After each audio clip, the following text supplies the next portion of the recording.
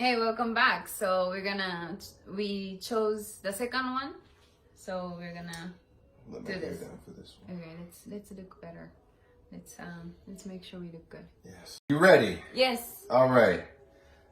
Alcohol will be a thing this weekend. That is all. Hashtag stressed. What do you think about that?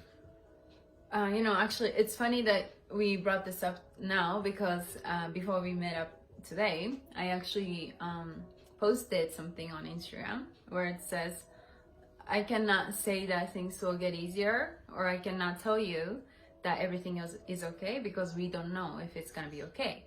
But what I can tell you is you're gonna get thicker skin, you're gonna get sickening work ethic, your life will be richer. You will get the ultimate gratitude for your life, or actually you will learn how to do that, and you will get ultimate satisfaction and fulfillment in life. And if you want to do that, you gotta get to work. And that's kind of summary of what I said in the post, and that's how I feel about it. I think to me it's the process, right? Like it's like for me, I guess it relates to like I rather die on my sword than dying on other people's sword, kind of. Like that's the concept for me. Like escape. How do you say escapism? Escapism. Escapism. Yes. Wait. All right. Repeat after me. Yeah. Escapism. Escapism. There you go. Right. Happen because you feel like you're not being in control of your life. You're letting others to decide what you need to do, right? So that's like my thing. I would still rather to fail on my own sword than double failing of following other people and then being wrong and being depressed because you're not following your own path. So that's kind of how I think of it. What do you think of that? Should we wait for the chime to stop?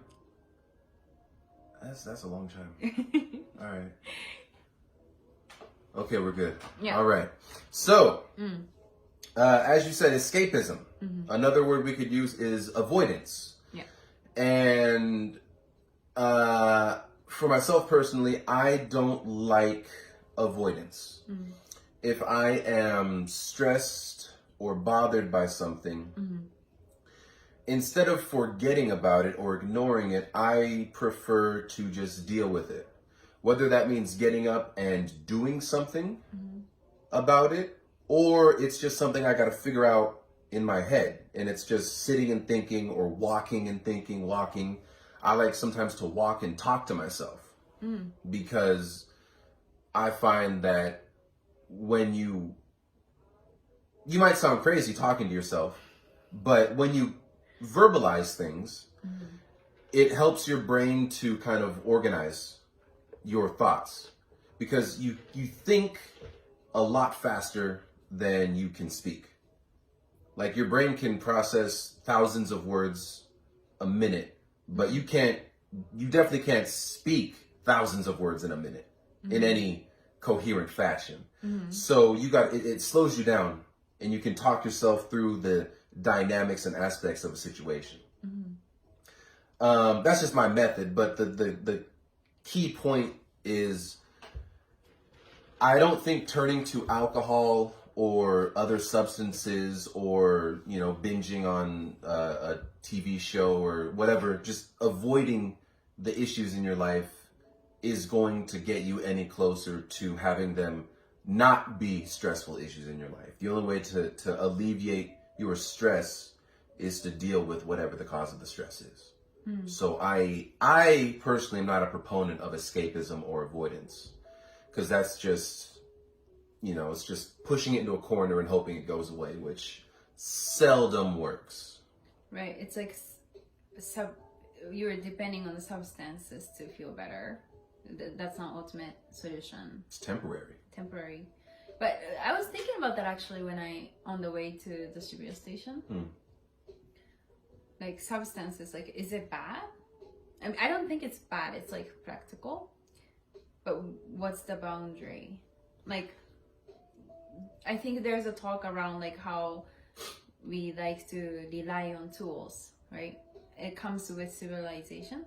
It comes with the progress of humanity. Like, these tools, we invented it because we know that it's gonna make our life better. Substances that makes us weaker, I guess less survivable. Lower our, you mean like our chance of survival? Just like a life skill, like it lowers our life skill. So when you say substance, do you mean just everything, like including tools and objects and also, you know, the things we put into our bodies? Is that what you mean when you say substance, or do you mean like just the things that we put into our bodies, the things that we consume? Everything. Everything. Like, even so like the chair we're sitting on is a substance of our... I mean, probably the ultimate term, yes. Okay. But what I was questioning earlier was, for example, like, you know, when we are depressed, exactly the topic we're talking about, the fastest solution, the easiest that we tend to rely on is, instead of like facing to the problem, looking internally, searching of ourself, right? Like really getting to the core of the problem. We much rather take the pill for it. We much rather, right, escapism. Escape. Grab that liquor bottle. Exactly. And try to, we drown your worries is a term. And then, so that could be a reflection of weakness, right, of human being. At the same time, like, what's the boundary? Because I understand that those are the tools that specifically was born out of humans' laziness, but at the same time, there's practicality in that. Like Alibaba, the CEO of Alibaba says, Jack Ma says, he wants to hire lazy people because lazy people figures out how to do things better. Like, right? Like, it's like the topic of like working smart versus like working hard, right? Like, what do you think about that? Yeah, you talked about a few different topics there, but I guess talking about the substance one first, you said, what is the boundary?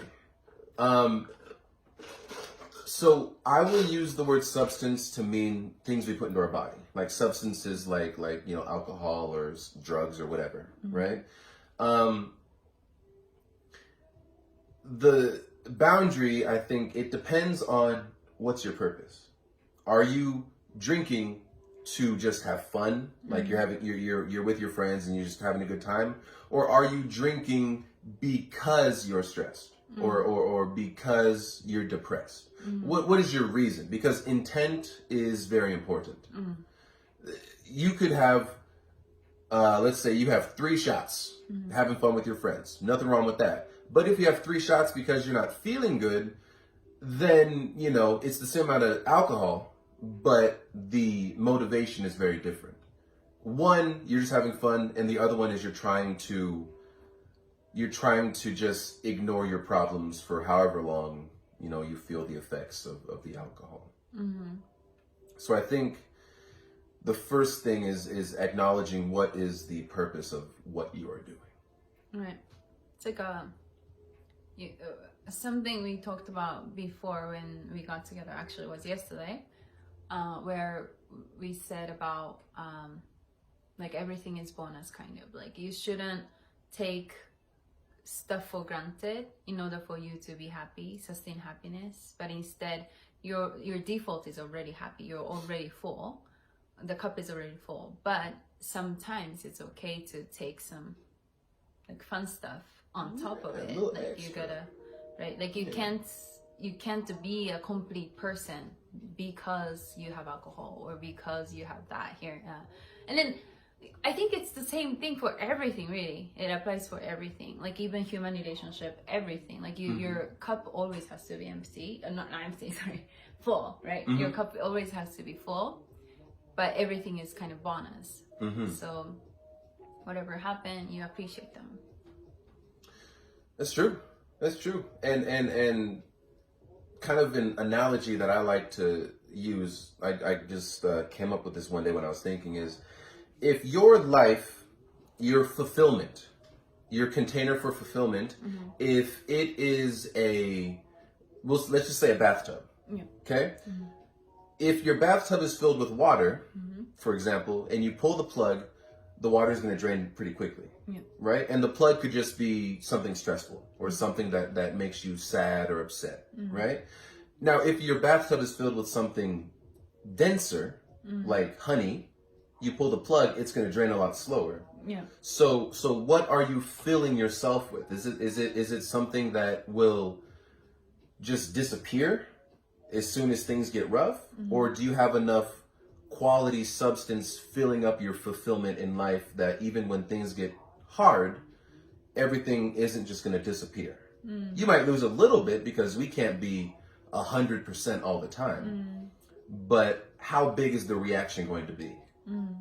So that's kind of the image that I like to use in my head. Am I filled with honey, or am I just filled with water? That's really thoughtful. I like that. Thank you. Thank you. And I said about working hard versus working smart, right? Yes, that's Do you another. wanna- Yeah, I think that's a great point. Because drawing upon my career in sports, right? My life experience. When I was playing sports, the mentality of the coaches and the teams was just work hard, work hard, work hard, work hard. And nowadays, I see that there's a shift in the thinking of the coaching. Really? Yes. Even in sports? Yes. Sports? Yes. Wow. Like American football, track and field. So it's training. You have to train, of course, hard to be an elite level athlete. It's not an easy thing to do, but you have to train smart, because sometimes training yourself to exhaustion isn't the most effective way. Because when you get exhausted, for example, your chances of being injured increase because you're just exhausted. And so now people are analyzing like all of the conditioning that we do. Like, for example, when I was playing football, we had to run a lot of sprints, just back and forth, back and forth, back and forth. And the coaches would use that also as a punishment. If we messed up in practice or we messed up in a game, they would make us run sprints and call it conditioning. And that was thought that it's going to make us mentally tougher, which it does, but also it's going to improve our physical capabilities in the games, which that's the old thinking. But now they're saying conditioning shouldn't be a punishment. It should be used to accomplish something. So instead of running these sprints as a punishment, let's reduce that and let's focus on game situations. So, because in a game, we don't just run sprints back and forth. Yeah. We in football, we do a play, the play stops, we reset, we run another play. And that's how it goes. So we have rest time. We're not just like, it's not like soccer where we're just like, like that. So when we say training smarter, it's don't just punish by exhausting somebody, because that's not going to have any effect on the game. And the whole goal of practice is to improve your game time performance. So there's more focus on training skills and situations and things like that, because when you're exhausted, you physically don't operate as well. So like your brain gets slower, and for example, if you have to catch a ball, your coordination isn't going to be as good just because you're exhausted. So you get exhausted halfway through practice, the rest of your practice is going to suffer when you're training your skills. So now you have to be in a certain condition level, yes, but let's not use conditioning as a punishment, because that's not going to accomplish anything. Let's train what's going to actually have an impact in the games. So now it's training smarter, which I know this is getting long, but one more thing I want to say is my father's generation was even worse than mine, because my father, he played football too. And in his day when he was playing, the coaches said that if you had to take a water break in practice, that was a sign of weakness. Now we know that if you don't drink water, you might die. You could have heat stroke and you could die. Really? From the actual practice? Yes, Whoa. especially if you're training, if you're playing in a area that's really hot, you sweat a lot, and as we know today, when you sweat, you need to replace your water and your electrolytes. Right. But back in my father's day, they said, no, you want to be tough, you got to be strong, you don't need water.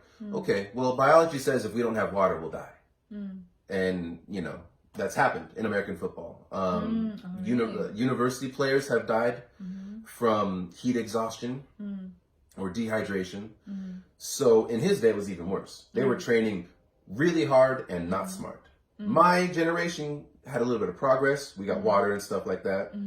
And now the current generation now is transitioning towards not using exhaustion as punishment, but, focusing on other skills and traits that will improve the player in game time.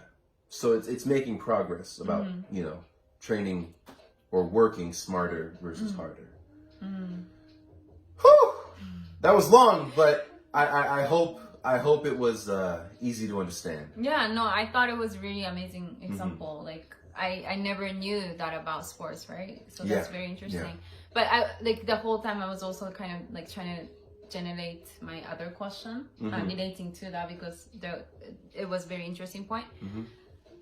So I remember like we spoke about, so ultimately I believe so much in the power of mind, right? Like, and then that requires mental strength, definitely, right? Yes. And resilience.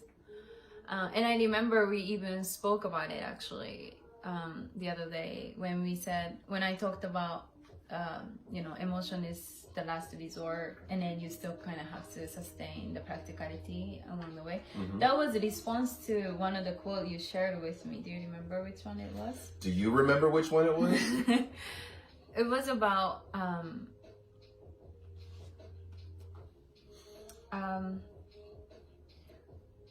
but I guess my point of that but I want to remember which one it was. It was about vision. Oh no, when you're hell, the fire of the hell, right? Oh, my original quote.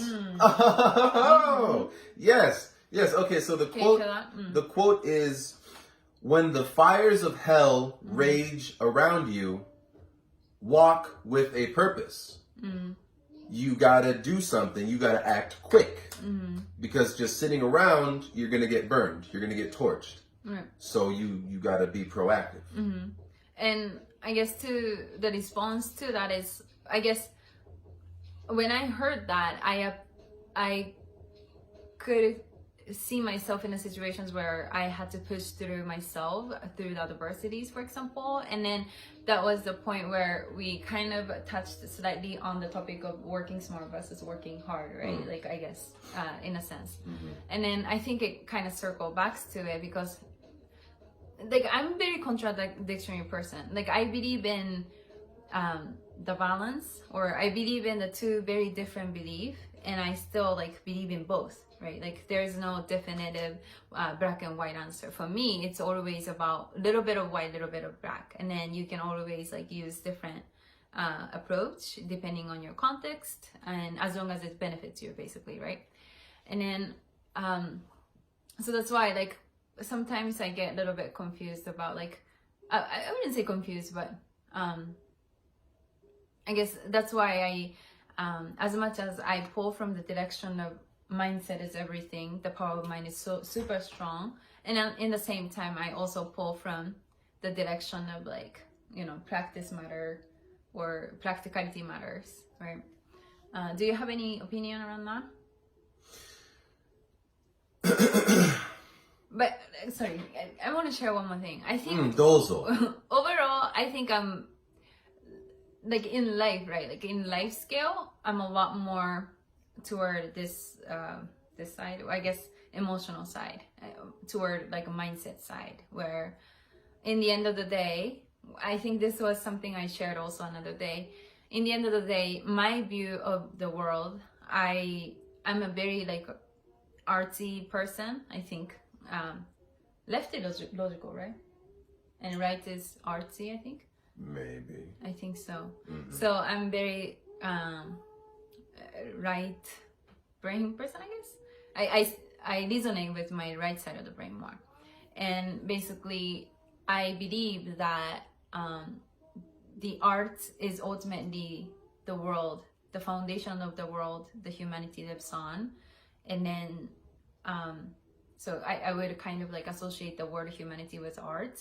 And then science is a language of art. So science is the techniques, tools, practicality that we gain that allow us to be more creative and then create the world that we want to artistically. And that's the way I see it. That's why, speaking of art, I think the power of mind, challenging our limit, like challenging how far we human species think we are capable, is a lot more exciting story for me. And then